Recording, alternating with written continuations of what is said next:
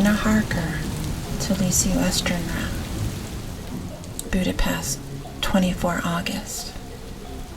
My dearest Lucy, I know you will be anxious to hear all that has happened since we parted at the railway station at Whitby. Well, my dear, I got to Hull all right, and caught the boat to Hamburg, and then the train on here. I feel that I can hardly recall anything of the journey, except I knew I was coming to Jonathan, and that as I should have to do some nursing, I had better get all the sleep I could. I found my dear one, oh, so thin and pale and weak-looking. All the resolution has gone out of his dear eyes, and that quiet dignity which I told you was in his face has vanished. He is only a wreck of himself, and he does not remember anything that has happened to him for a long time past. At least, he wants me to believe so, and I shall never ask. He has had some terrible shock. I fear it might tax his poor brain if he were to try to recall it. Sister Agatha, who is a good creature and a born nurse, tells me that he raved of dreadful things whilst he was off his head. I wanted her to tell me what they were, but she would only cross herself and say she would never tell, that the ravings of the sick were the secrets of God, and that if a nurse through her vocation should hear them, she should respect her trust. She is a sweet, good soul. And the next day, when she saw I was troubled, she opened up the subject again, and after saying that she could never mention what my poor dear raved about, added, I can tell you this much, my dear, that it was not about anything which he has done wrong himself, and you, as his wife-to-be, have no cause to be concerned. He has not forgotten you or what he owes to you. His fear was of great and terrible things, which no mortal can treat of. I do believe the dear soul thought I may be jealous lest my poor dear should have fallen in love with any other girl. The idea of my being jealous of Jonathan. And yet, my dear, let me whisper, I felt a thrill of joy through me when I knew that no other woman was a cause of his trouble. I am now sitting by his bedside, where I can see his face while he sleeps. He is waking. When he woke, he asked me for his coat, as he wanted to get something from the pocket. I asked Sister Agatha, and she brought all his things. I saw that amongst them was his notebook, and was going to ask him to let me look at it, for I knew then that I might find the clue to his trouble. But I suppose he must have seen my wish in my eyes, for he sent me over to the window, saying he wanted to be quite alone for a moment. Then he called me back, and when I came, he held his hand over the notebook and said to me very solemnly,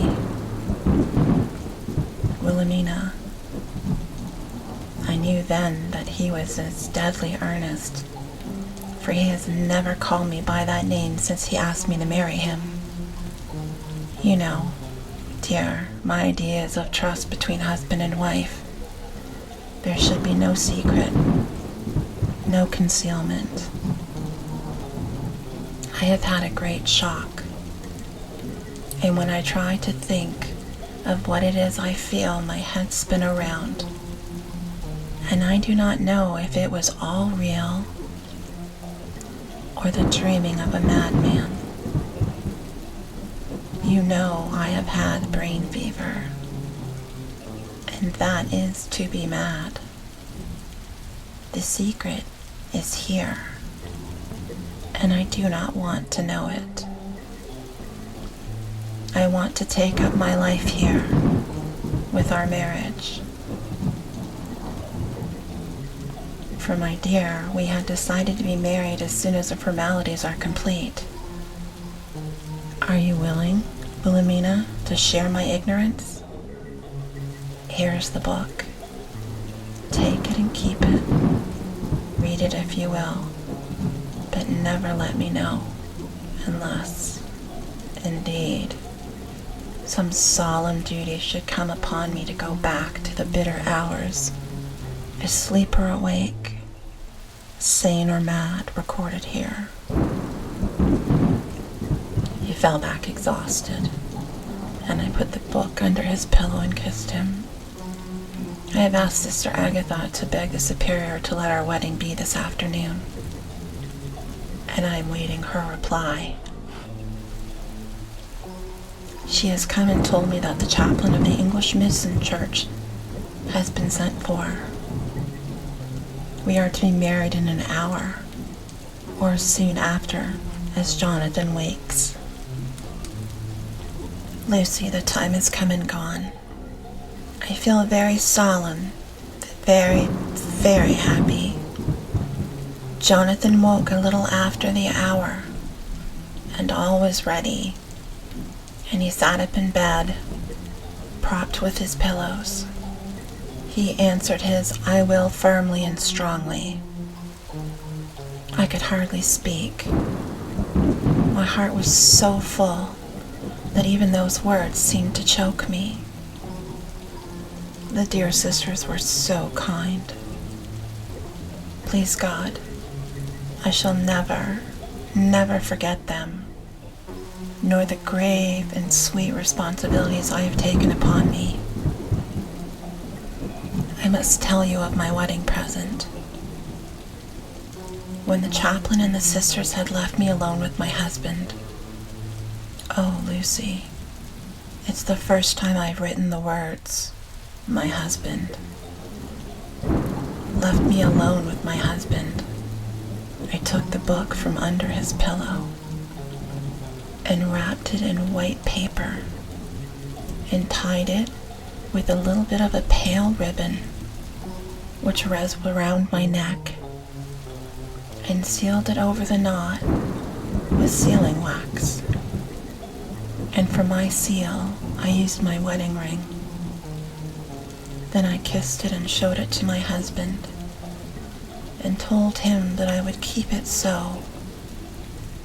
And then it would be an outward and visible sign for us all our lives that we trusted each other, and that I would never open it unless it were his own dear sake or the own sake of some stern duty.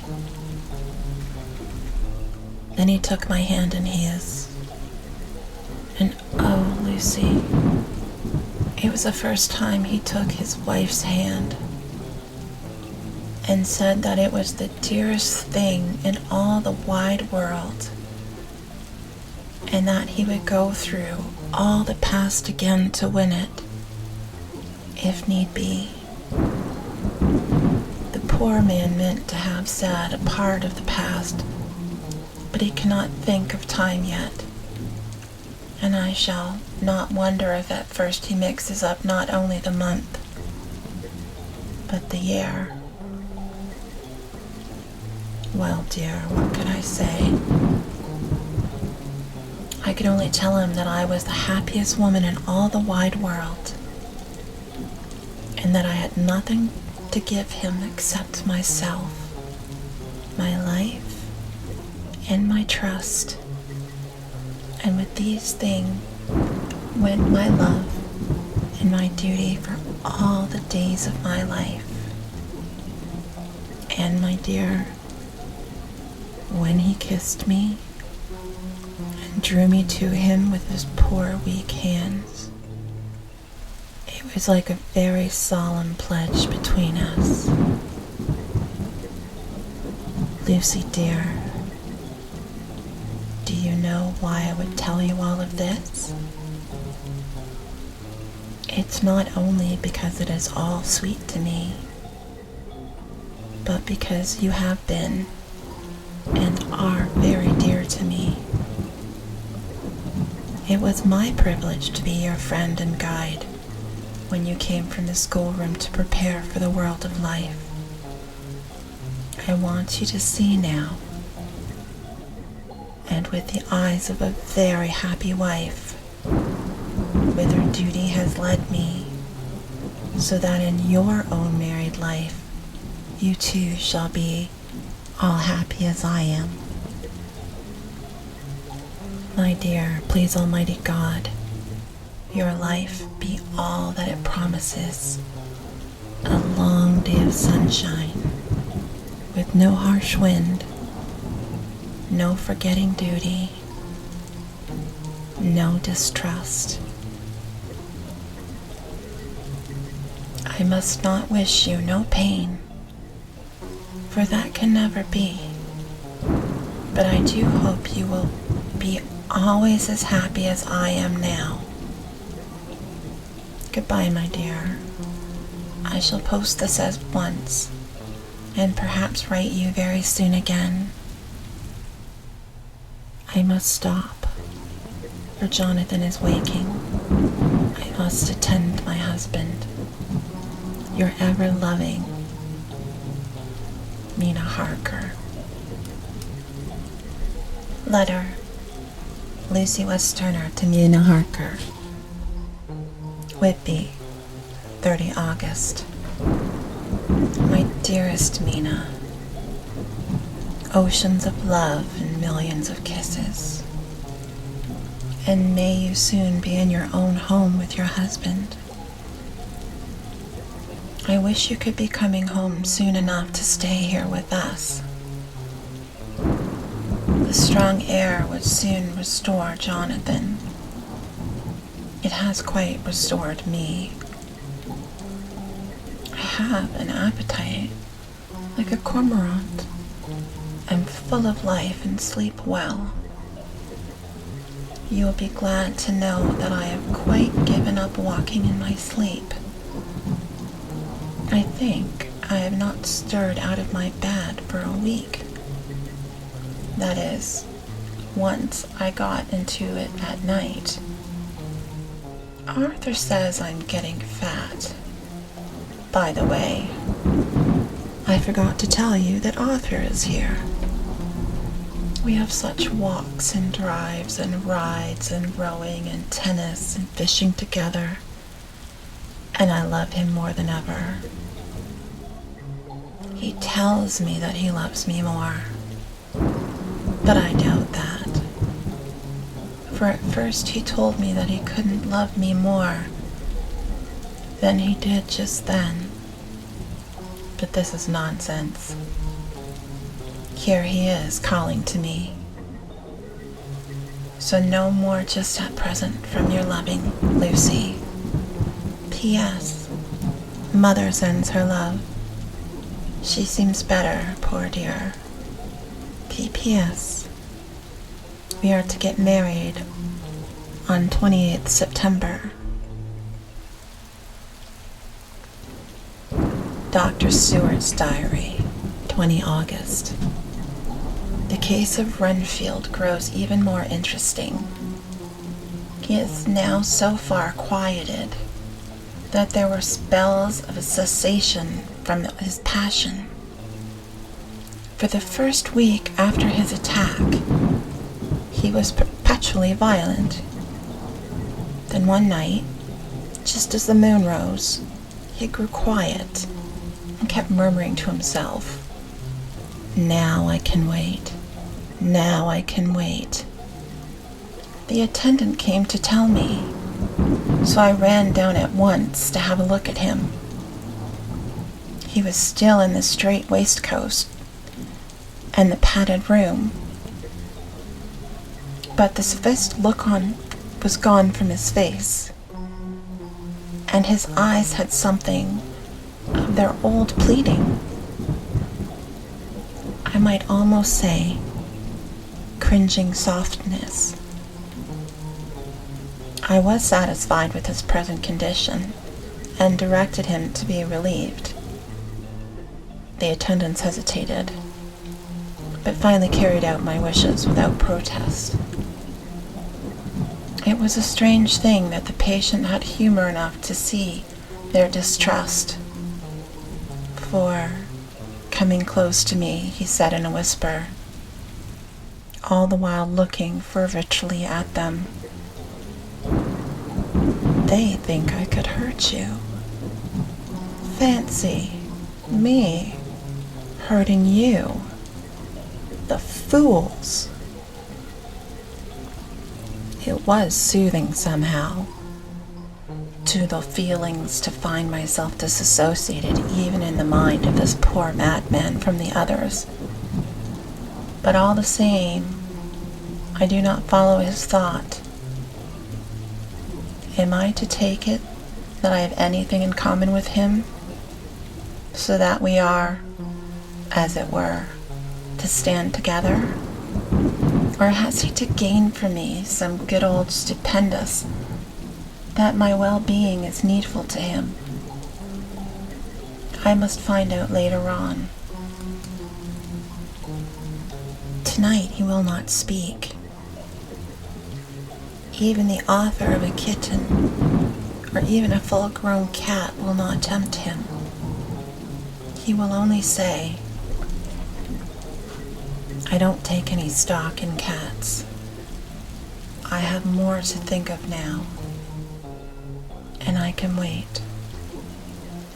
I can wait." After a while I left him.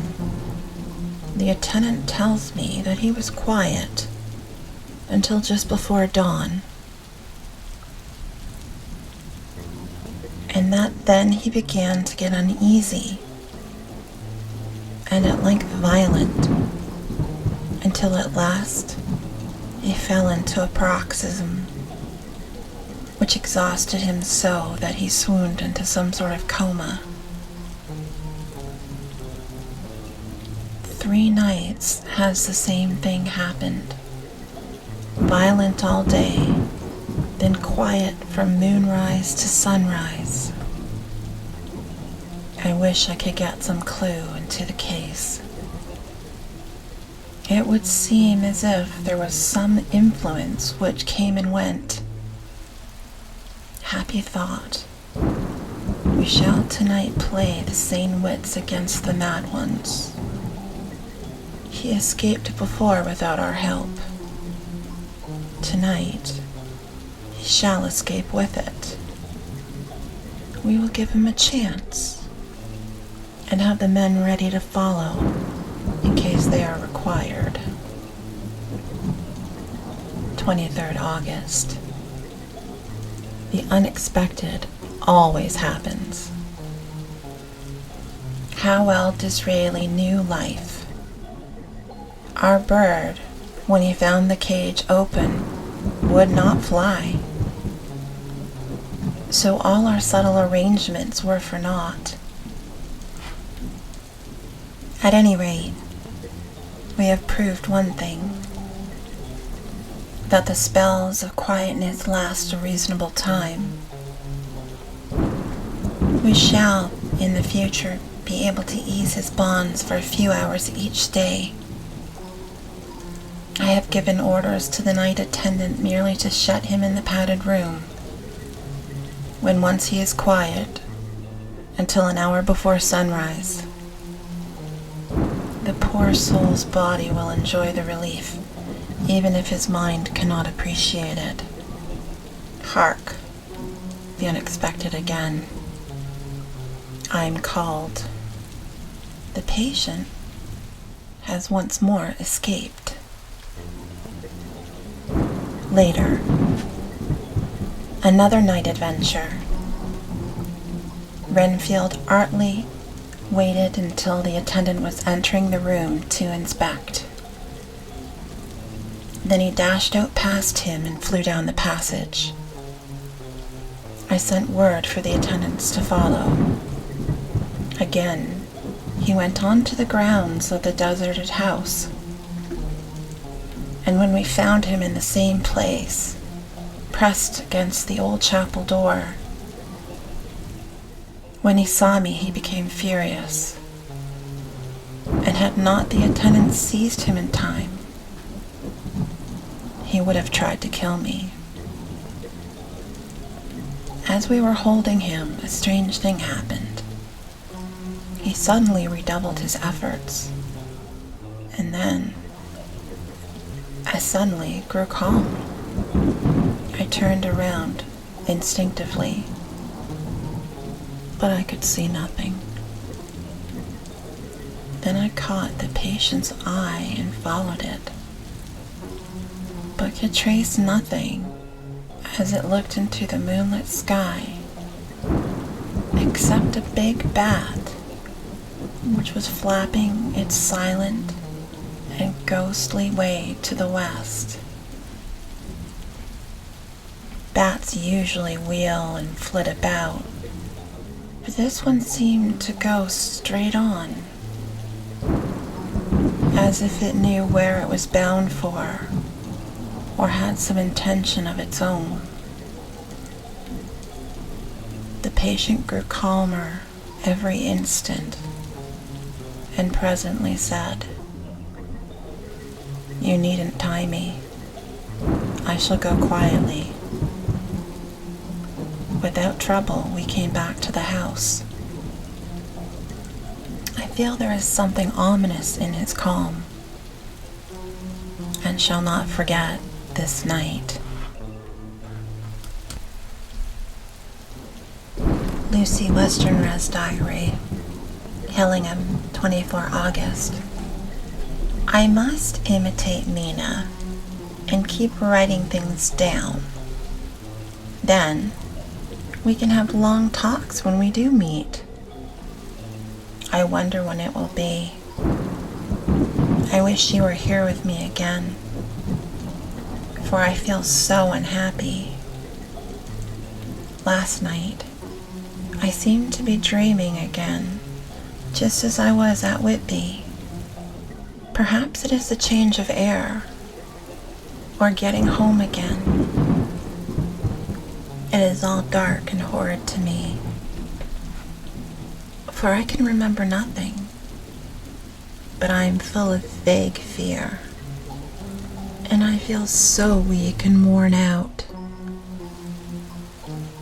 When Arthur came to lunch, he looked quite grieved when he saw me, and I hadn't the spirit to try to be cheerful. I wonder if I could sleep in Mother's room tonight. I shall make an excuse and try. 25th August. Another bad night. Mother did not seem to take to my proposal. She seems not too well herself, but doubtless she fears to worry me. I tried to keep awake, and succeeded for a while. But when the clock struck 12, it waked me from a doze, so I must have been falling asleep. There was a sort of scratching or flapping at the window, but I did not mind it, and as I remember no more, I suppose I must then have fallen asleep. More bad dreams. I wish I could remember them. This morning I am horribly weak. My face is ghastly pale, and my throat pains me.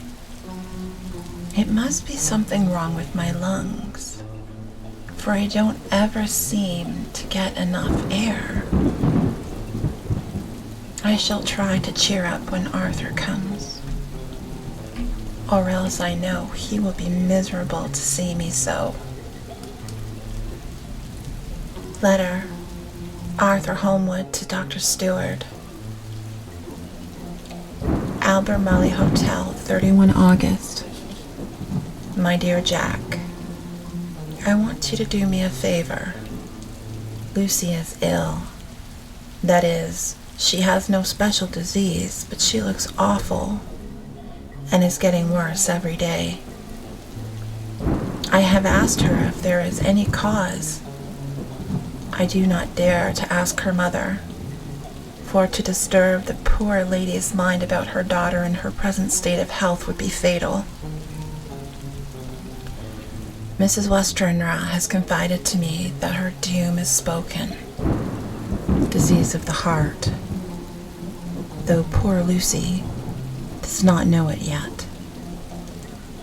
I am sure there is something preying on my dear girl's mind. I am almost distracted when I think of her. To look at her gives me a pang. I told her I should ask you to see her, and though she demurred at first, I know why, old fellow, she finally consented. It will be a painful task for you, I know, old friend, but it is for her sake, and I must not hesitate to ask, or you to act. You are to come to lunch at Hillingham tomorrow, 2 o'clock, so as not to arouse any suspicion in Mrs. Westenra. And after lunch, Lucy will take an opportunity of being alone with you. I shall come in for tea, and we can go away together. I am filled with anxiety and want to consult with you alone as soon as I can after you've seen her. Do not fail. Arthur. Telegram Arthur Holmwood to Stewart, 1st September. Am summoned to see my father, who is worse. Am writing. Write me fully by tonight's post to ring. Wire me if necessary. Letter from Dr. Stewart to Arthur Holmwood, 2nd September. My dear old fellow, with regard to Miss Westenra's health, I hasten to let you know at once that in my opinion there is not any functional disturbance or any malady that I know of. At the same time, I am not by any means satisfied with her appearance. She is woefully different from what she was when I saw her last. Of course, you must bear in mind that I did not have full opportunity of examination. Should as I should wish, our very friendship makes a little difficulty, which not even medical science or custom can bridge over. I had better tell you exactly what happened, leaving you to draw, in a measure, your own conclusions. I shall then say what I have done and propose doing. I found Miss Westenra in seemingly gay spirits. Her mother was present, and in a few seconds I made up my mind that was she trying all she knew to mislead her mother and prevent her from being anxious. I have no doubt she guesses, if she does not know, what need of caution there is. We lunched alone, and as we all exerted ourselves to be cheerful, we got, as some kind of reward for our labors, some real cheerfulness among us. Then Mrs. Westenra went down to lie down, and Lucy was left with me. We went into her boudoir. Until we got there, her gaiety remained, for the servants were coming and going. As soon as the door was closed, however, the mask fell from her face, and she sank down into a chair with a great sigh and hid her eyes with her hand. When I saw that her high spirits had failed, I at once took advantage of her reaction to make a diagnosis. She said to me very sweetly, "I cannot tell you how I loathe talking about myself." I reminded her that a doctor's confidence was sacred, but that you were grievously anxious about her. She caught on to my meaning at once and settled that matter in a word. "Tell Arthur everything you choose. I do not care for myself, but all for him. So I am quite free."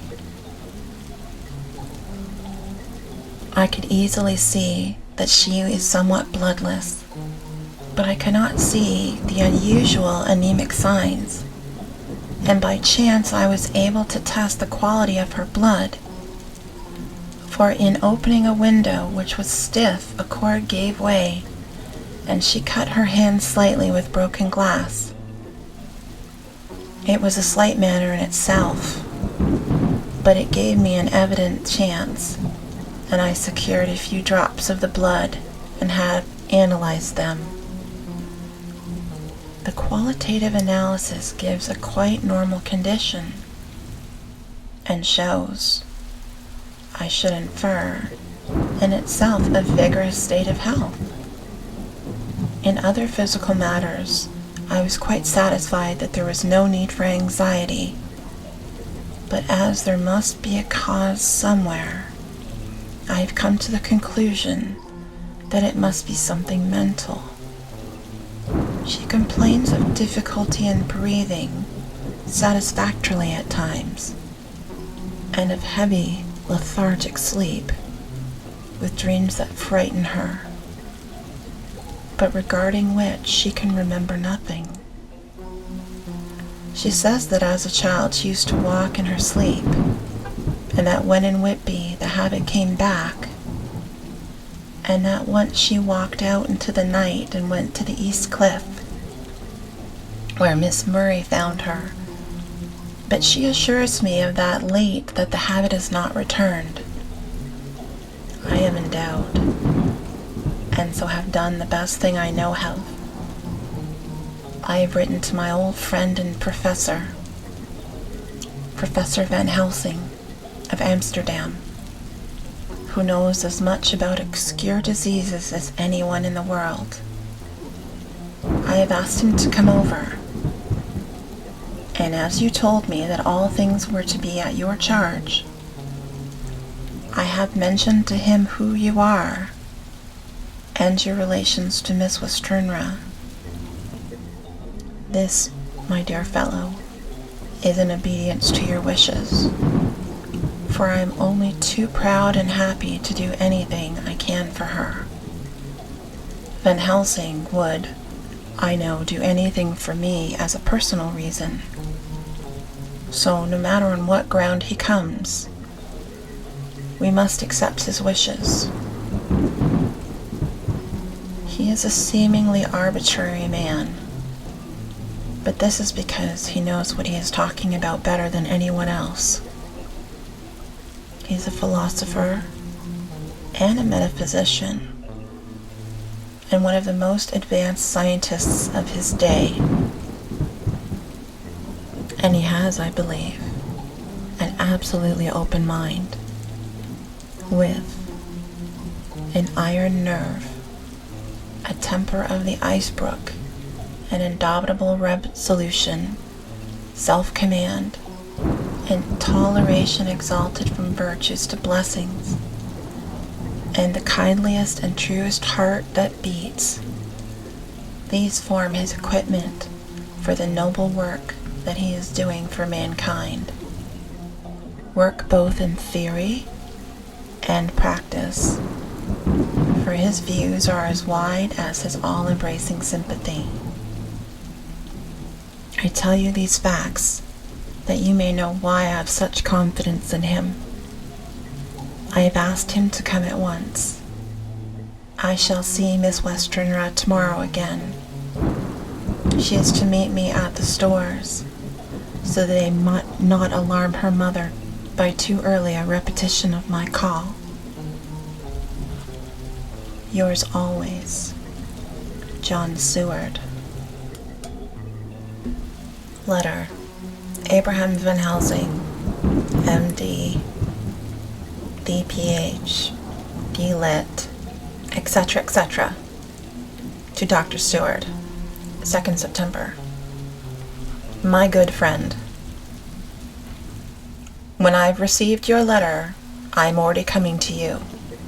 By good fortune, I can leave just at once, without wrong to any of those who have trusted me. Were fortune other, then it were bad for those who have trusted. For I have come to my friend when he were to call me to aid those he holds dear. Tell your friend that when that time you stuck from my wound so swiftly the poison from the gangrene from the knife that our other friend, too nervous, let slip, you did more for him when he wants by aids, and you call for them, than all his great fortune could do. But it is a pleasure added to do for him, your friend. It is to you that I come. Have then rooms for me at the Great Eastern Hotel, so that I may be near to hand, and please it so arrange that we may see the young lady not too late on tomorrow, for it is likely that I may have to return here that night. But if need be, I shall come again in 3 days, and stay longer if I must. Till then, goodbye, my dear friend John. Van Helsing. Letter, Dr. Seward to Dr. Arthur Holmwood, 3rd September. Dear Art, Van Helsing has come and gone. He came on with me to Hillingham, and found that, by Lucy's discretion, her mother was lunching out, so we were alone with her. Van Helsing made a very careful examination of the patient. He is to report to me, and I shall advise you, for of course I was not present all the time. He is, I fear, much concerned, but he says he must think. When I told him of our friendship and how you trust to me in the matter, he said, "You must tell him all you think. Tell him what I think, if you can guess it. If you will. Nay, I am not jesting. This is no jest, but life and death, perhaps more." And I asked what he meant by that, for he was very serious. This was when we had come back down to town, and he was having a cup of tea before starting on his return to Amsterdam. He would not give me any further clue. You must not be angry with me, Art, because his very reticence means that all his brains are working for her good. He will speak plainly enough when the time comes, be sure. So I told him I would simply write an account of our visit, just as I were doing a descriptive special article for the Daily Telegraph. He seemed not to notice, but remarked that the smuts in London were not quite so bad as they used to be when he was a student here. I am to get his report tomorrow if he can possibly make it. In any case, I am to have a letter. Well, as to the visit, Lucy was more cheerful on that day, I first saw her, and certainly looked better. She had lost something of the ghastly look that upset you, and her breathing was normal. She was very sweet to the professor, as she always is, and tried to make him feel at ease, though I could see that the poor girl was making a hard struggle for it. I believe Van Helsing saw it too, for I saw the quick look under his bushy brows that I knew of old. Then he began to chat of all things except ourselves and diseases, and with such an infinite geniality that I could see poor Lucy's pretense of animation merge into reality. Then, without any seeming change, he brought the conversation gently round to his visit and suavely said, "My dear young miss, I have the great pleasure because you are so much beloved. That is much, my dear. Ever were there that which I do not see. They told me you were down in spirit, and that you were of a ghastly pale. And to them I say, poof!" And he snapped his fingers at me and went on. "But you, and I show them how wrong they are. How can he," and he pointed at me with the same look and gesture, that as with one he pointed at me out to his class on, or rather after a peculiar occasion, which he never fails to remind me of. "Know anything of young ladies? He has his madames to play with, and to bring them back to happiness, and to those that love them. It is much to do, I know, but there are rewards, in that we can bestow such happiness. But the young ladies, he has no wife nor daughter, and the young do not tell themselves to the young, but to the old like me, who have known so many sorrows and causes of them. So, my dear, we will send him away to smoke the cigarette in the garden, whilst you and I have a little talk to ourselves." I took the hint and strolled about, and presently the professor came to the window and called me in. He looked grave, but said, "I have made careful examination, but there is no functional cause. With you I agree that there has been much blood lost. It has been, but it's not. But the conditions of her are in no way anemic. I have asked her to send me her maid, that I may ask just one or two questions, so that I may not chance to miss nothing.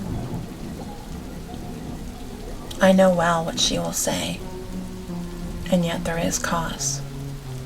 There is always cause for everything. I must go back home and think.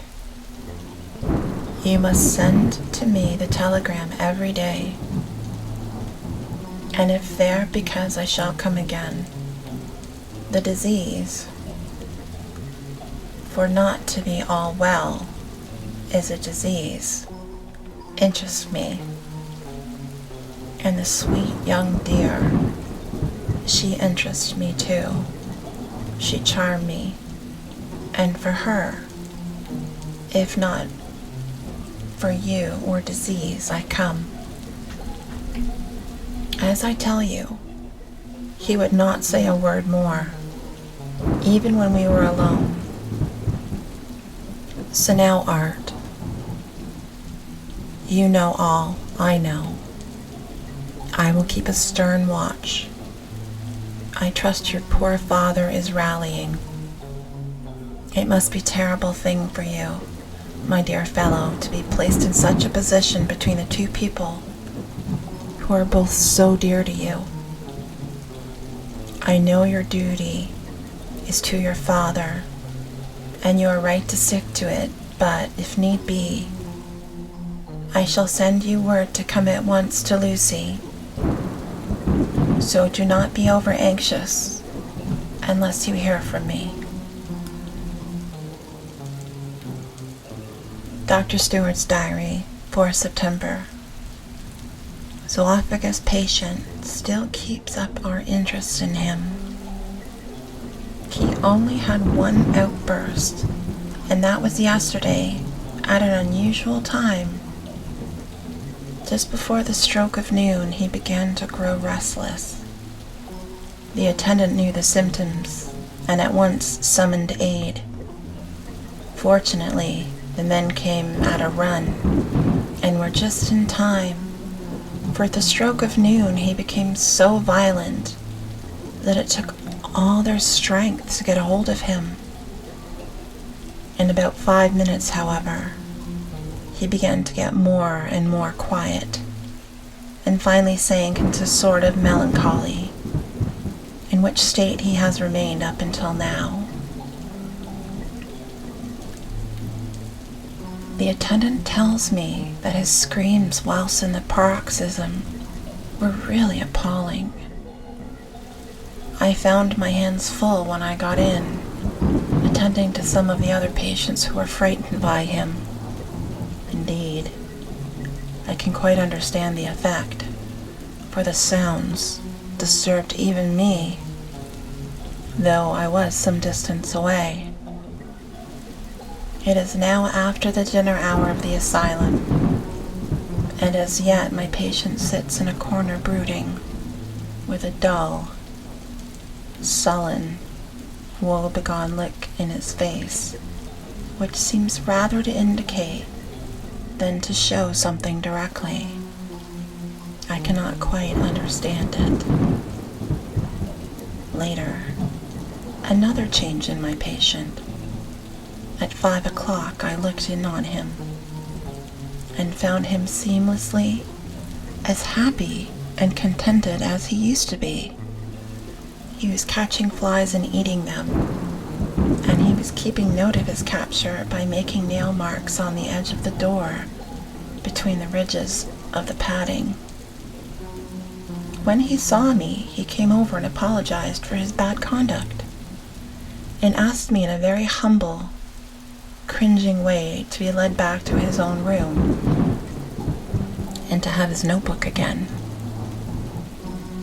I thought it well to humor him, so he is back in his room with the window open. He has the sugar of his teeth spread out on the windowsill and is reaping quite a harvest of flies. He is not now eating them, but putting them into a box as of old, and is already examining the corners of his room to find a spider. I tried to get him to talk about the past few days, for any clue to his thoughts would be of immense help to me. But he would not rise. For a moment or two he looked very sad, and said in a sort of faraway voice, as though saying it rather to himself than to me, "All over. All over. He has deserted me. No hope for me now unless I do it for myself." Then suddenly, turning to me in a resolute way, he said, "Doctor, won't you be very good to me and let me have a little more sugar? I think it would be good for me." "And the flies?" I said. "Yes, the flies like it too, and I like the flies. Therefore, I like it. And there are people who know so little as to think that madmen do not argue." I procured him a double supply, and left him as happy a man, I suppose, as any in the world. I wish I could fathom his mind. Midnight. Another change in him. I had been to see Miss Westenra, whom I found much better, and had just returned, and was standing at our own gate, looking at the sunset, when once more I heard him yelling. As his room is on the side of the house, I could hear it better than in the morning. It was a shock to me to turn from my wonderful smoky beauty of a sunset over London, with its lurid lights and inky shadows, and all the marvelous tints that come on foul clouds, even as on foul water, and to realize all the grim sternness of my own cold stone building, with its wealth of breathing misery, and my own desolate heart to endure it all. I reached him just as the sun was going down, and from his window saw the red disk sink.